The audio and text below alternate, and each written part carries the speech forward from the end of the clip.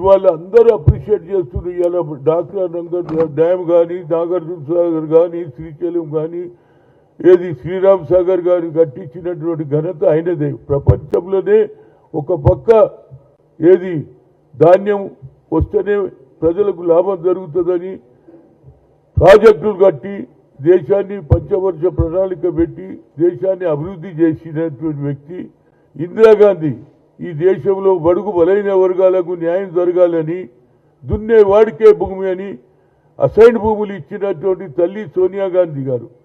వాళ్ళిద్దరిని కూడా చనిపోయిన వ్యక్తులను కూడా ఎన్ని రోజులు రాబాబు నైరు ఎంబడి తలుగుతారు మీరు? నైరు త్యాగం చేశాడు.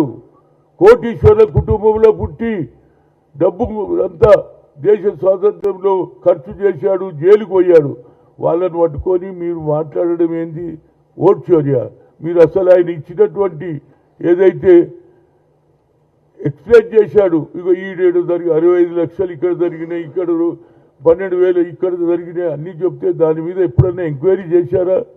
గతంలో ఎలక్షన్ కమిషన్ చేసినటువంటి ఒక కమిషనర్, మైనార్టీ కమిషనర్ చెప్పాడు, ఎందుకు మీరు దీనికి జవాబు ఎంతసేపటికి కౌంటర్ చేస్తారు, దాని వివరణ ఎందుకు ఇయ్యారనంటే మీరు ఇంతవరకు ఇయ్యక ఆఖరుకు పార్లమెంటులో ఏది ఇందిరాగాంధీని పండిట్ జవహర్లాల్ నెహ్రూ అవమానపరిచే భాష ఏమిటంటున్నావు? చనిపోయిన గురించి ఎవడన్నా మాట్లాడతారా బాబు?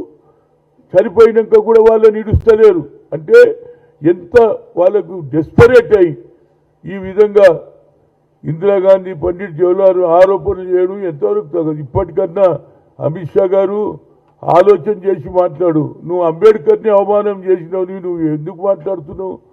6 సార్లు చేసి అంబేద్కర్ దేవుడా, నిజంగా దేవుడు అన్న చేస్తే మీకు లాభం అవుతుందన్న. అరే మా అందరికీ దేవుడురా బాబు. ఆ దేశంలో ఆ రోజులలో స్వాతంత్రం వచ్చిన రాజ్యాంగం రాసిండు. ఆ రాజ్యాంగాన్ని కూడా తిరగబడేందుకు మీరు ప్రయత్నం చేస్తున్నారు. ఏదైనా ఇప్పటికన్నా నెహ్రూను కించపరిచే ఆలోచన చేయొద్దు అంటున్నా. ఎంతసేపటికి నెహ్రూ అంటున్నా. మీరేం చేసిండ్రా స్వాతంత్రంలో?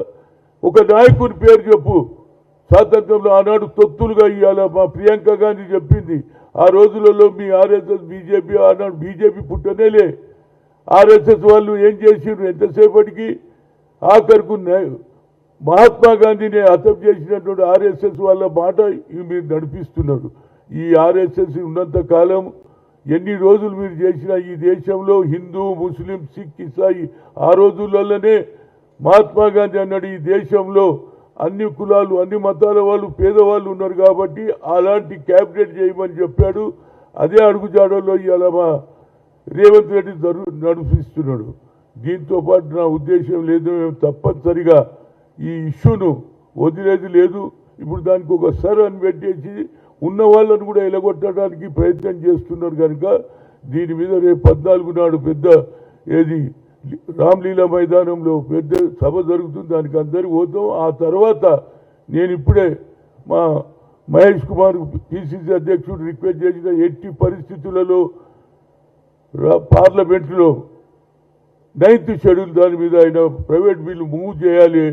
అప్పుడే వాళ్ళ ఏది బీజేపీకి ఉన్న లోపల ఏం బాధ ఉన్నదో ఆనాడు మాకు సపోర్ట్ చేస్తారు, బయట అది చేస్తున్నారు.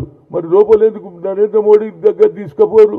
మా ముఖ్యమంత్రి గారు చెప్పారు నువ్వు పిలిస్తే మేమందరం వస్తాం, నువ్వు తీసుకో అపాయింట్మెంట్ అంటే ఆయన తీసుకోడు. మాత్రం అన్యాయం జరిగిందని ముసలి కన్నీరు కాస్తున్నారు. గతంలో బీఆర్ఎస్ వాళ్ళు కూడా సకల జనులు సర్వే చేశారు. మీరు ఎందుకు చేయలేరా? మాకు కమిట్మెంట్ ఉన్నది. బడుగు బలైన వర్గాలకు రాహుల్ గాంధీకి ఎంత కమిట్మెంట్, రేవంత్ రెడ్డి కూడా అంతే ఉంది కనుక తప్పనిసరిగా రేపు ఏది 14 తర్వాత అందరు నేను ఆల్రెడీ రాహుల్ గాంధీ గారికి లెటర్ రాశా, అదేవిధంగా మల్లికార్జున్కు రాశాను. నేను మా మిత్రుడైనటువంటి పిసిసి ప్రెసిడెంట్ అదేవిధంగా అందరి ఇళ్లలోకి పోదాంరా బాబు, దండం పెడదాం. తప్పనిసరిగా బిల్ మూవ్ చేయాలి. అప్పుడే నరేంద్ర మోడీ చిత్తశుద్ధి కనిపిస్తుంది. కేవలం ఇంతవరకు 3 సార్లు అయినాను, ఎప్పుడన్నా బీసీల గురించి పట్టించుకున్నాడా?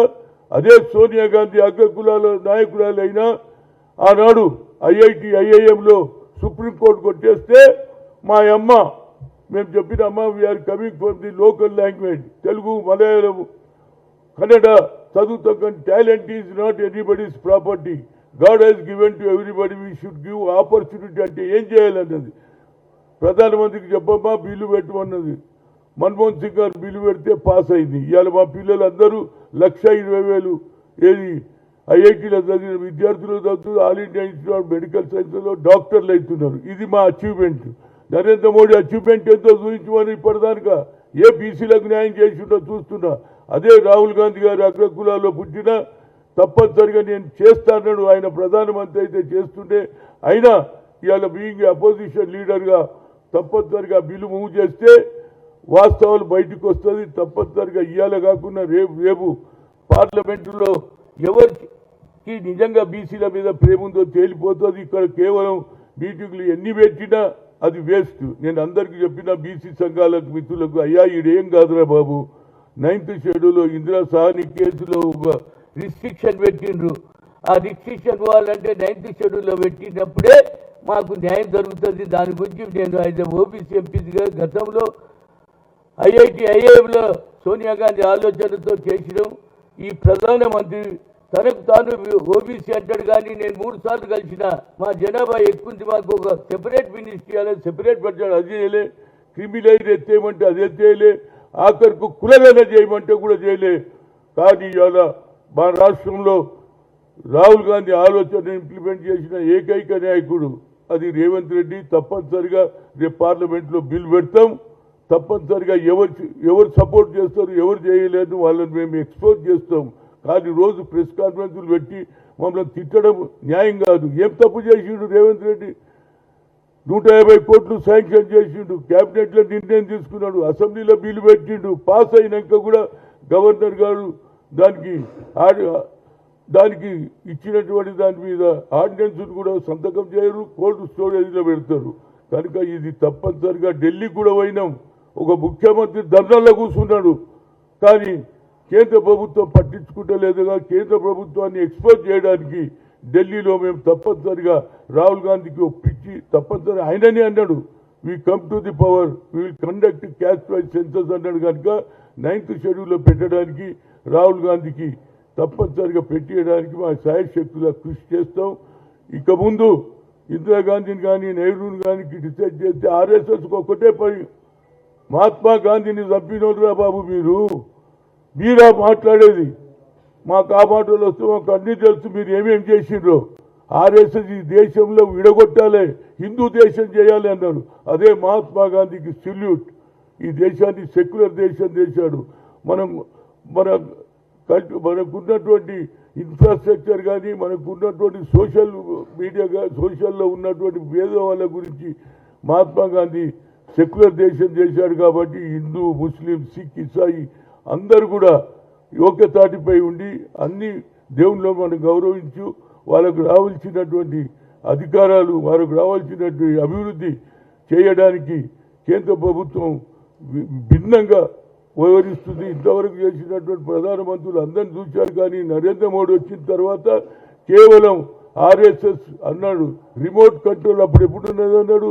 మన్మోహన్ సింగ్ ఉంటే సోనియా గాంధీ రిమోట్ కంట్రోల్ అన్నవా లేదా? ఇవాళ మీ రిమోట్ కంట్రోల్ ఏడుంది? నాగ్పూర్లో ఉంది. ఆర్ఎస్ఎస్ మోహన్ భగత్ చేతిలో ఉన్నదని చెప్తున్నా.